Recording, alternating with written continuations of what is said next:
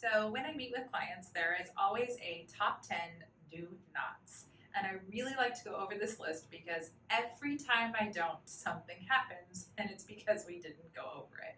So the top 10 do nots in lending. Number one, don't change your employment or become self-employed in the middle of escrow or once you're qualified and you're out there looking. When you change to self-employment, there's no way for us to know how much you're going to be making or to tell an underwriter you're going to make. So if you change midstream, you're going to have to work for the next 2 years and file 2 years tax returns for us to determine that. You're going to change your qualification.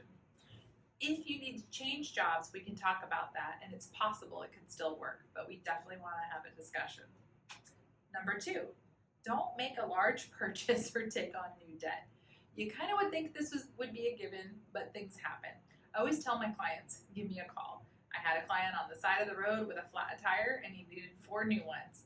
It was okay to buy his new tires, he needed to, and everything still worked out. But you should always consult your loan officer if you need to buy something big during escrow. Number 3 kind of goes along with number 2. Don't co-sign for anybody.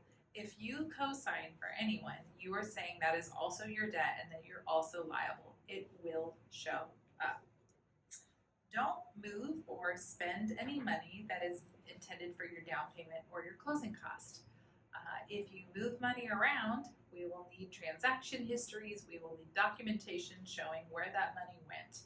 I also like to make a note at this point, if you cash out at a lot of people or Venmo a lot of people, be careful because sometimes we put really funny descriptions to our friends in there, and if you're doing this regularly, they may ask what it is and you may need to show an underwriter, and it can get a little embarrassing. I've seen some funny things.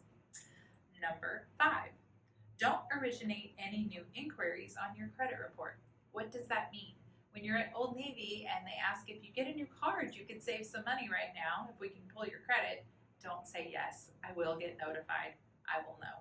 We don't want anything to change on your credit profile.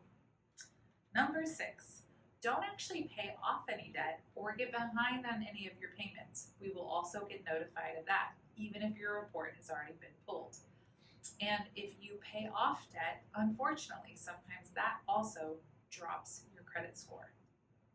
Number 7, don't make large cash deposits. We do have to track where your money has been, where it's coming from, and if you have a large deposit, we can talk about that. I've had clients sell a car and show me a bill of sale. We just have to prove where the money came from. But if you make a large cash deposit, we're going to need to know where it came from, or we're going to need to know it was a gift from a family member, and there's paperwork that goes along with that. Number 8, don't shred any bank statements or your pay stubs. Anything that you think we might need, do not get rid of it. You'll be surprised. Number 9, don't change or close your bank accounts. This goes along with the same rule that we're going to be following your money from where it's been sitting to where it is to the next place. So the more you move money, the more documents I'm going to need to ask you for, and you won't like it. Number 10, don't ever give your 30-day notice to your landlord until we know we have loan approval and that we're going to have everything in order for you to move into your new home. So those are the 10 do's and don'ts. There are other things that have come up over the life of the loan, but I like to tell those stories when we're in person.